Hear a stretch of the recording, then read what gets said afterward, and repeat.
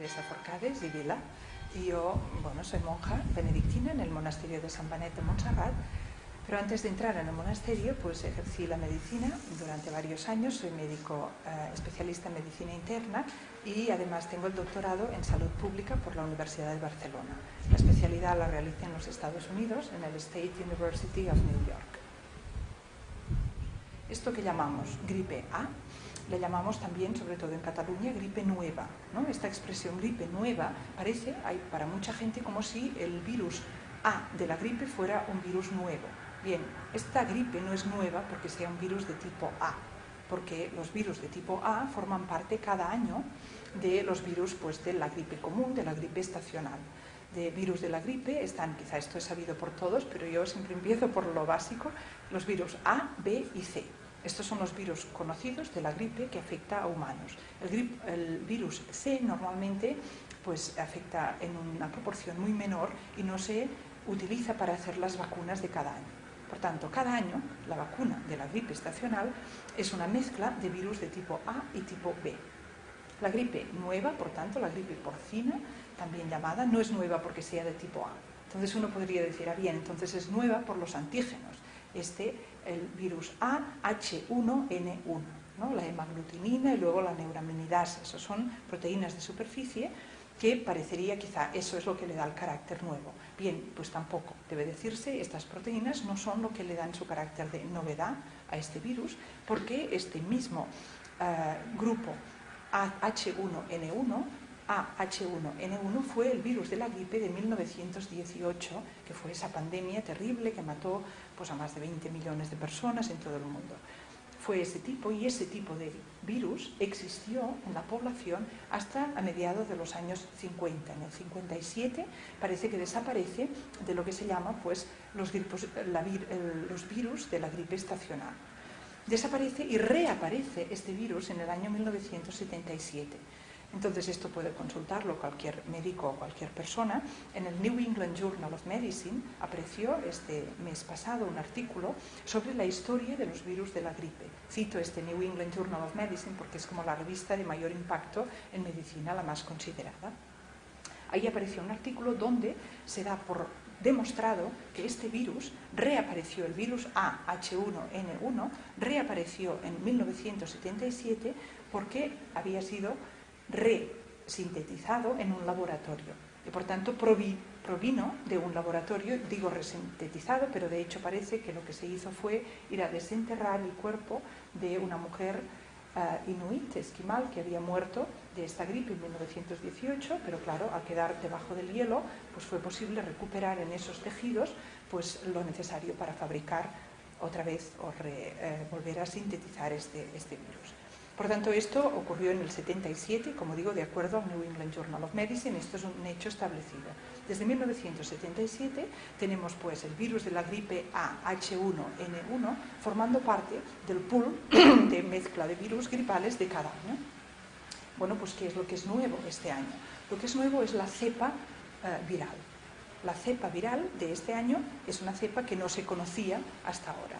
Y es esa cepa nueva la que se diagnosticó por primera vez el 17 de abril, parece que es el origen del primer diagnóstico, en 2 casos en California. Esos son los primeros que tenemos constancia de, pues que se empezó a hablar de un virus nuevo. Por tanto, como digo, la novedad sería solamente la cepa. Esto es primer dato científico. Segundo dato científico importante a tener en cuenta es que desde que empezó, es decir, desde el 17 de abril hasta el 15 de septiembre, que es el último día donde yo me miré las estadísticas, están registrados mundialmente, ahora quizá de memoria la digo, no seré exacta, pero me equivocaré de poco, 137 casos de muerte en todo el mundo, por tanto, y habiendo pasado ya los países del hemisferio sur, lo que se llama el invierno austral, ¿no? Y han pasado su invierno con este virus nuevo y ha habido una mortalidad menor de la que es habitual durante este periodo. Los números, como digo de memoria, desde 17 de abril a 15 de septiembre, 137 muertes y 2.600 casos, ¿no?, de infección. Los números, insisto, son de memoria, pero no son muy alejados, y los cito porque a continuación es importante citar, ha habido muchísimas declaraciones, pero pues yo cito la de uno de los miembros del Comité de Ética francés, del Comité Nacional de Ética en Francia, o por ejemplo, que se llama Debré, o por ejemplo el que es el presidente de todas las organizaciones de colegios de médicos de todo el Estado español, que es Rodríguez Sendrín.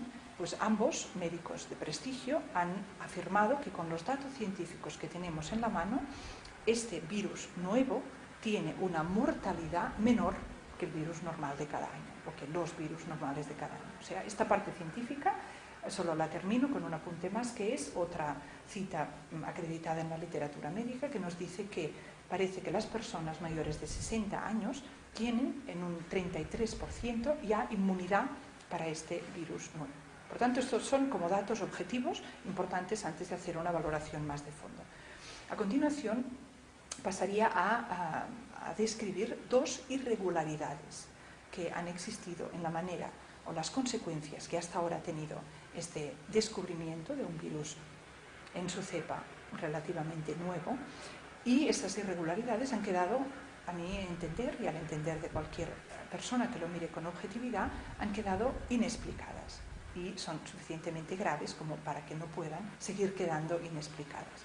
La primera sería pues el punto de partida de esta investigadora Jane Burgermeister, que es esta periodista, nacida en Suiza pero de nacionalidad austríaca e irlandesa, que tuvo noticia de lo que voy a contar ahora, y pues ella fue la que lo ha puesto en circulación, y luego cualquier persona puede comprobar que los datos que ahora voy a decir son objetivamente así. ¿Qué ocurrió?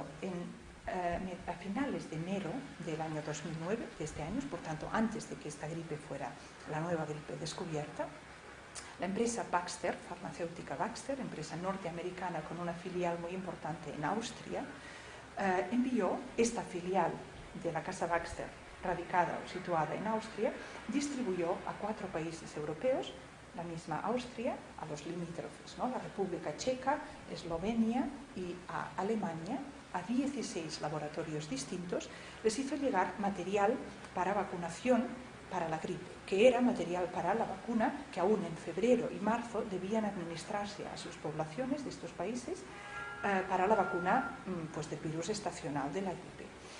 Este material eran 72 kilos. Bueno, no he calculado cuántas dosis son, pero eso significa miles y miles de dosis, esta cantidad. Esto fue distribuido, y ahora viene el punto de estas casualidades que ocurren en la vida y que son capaces pues, de sacar a la luz planes o situaciones que de otra manera pues, quizá no hubieran salido nunca.